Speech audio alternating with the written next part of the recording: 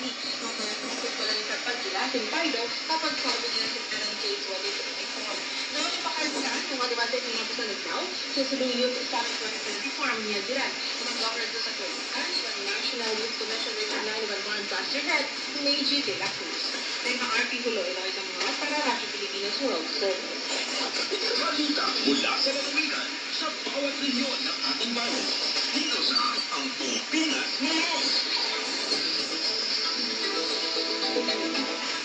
Maraming salamat kay Lloyd sa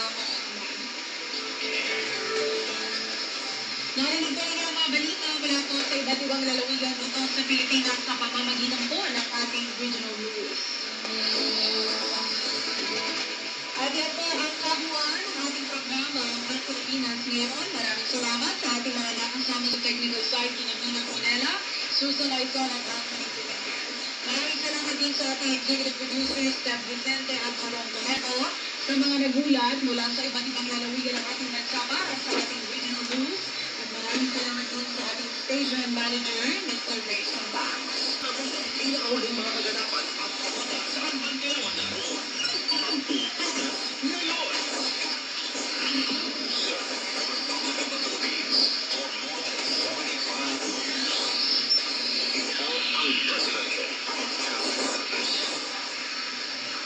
Armada Associated Marine Services Philippine Application.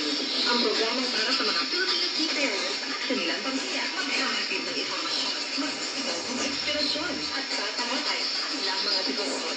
Kaya, iba pang mga pangangailangan. Halaga Simula dito sa Radyo Pilipinas World Service. Magandang araw po sa ating mga tagapakinig at welcome to Alagang Hands. Ang serbisyo publiko sa radyo kasama ng Associated Marine Officers and Seamen's Union ng Philippines o APO at ng Radyo Pilipinas World Service.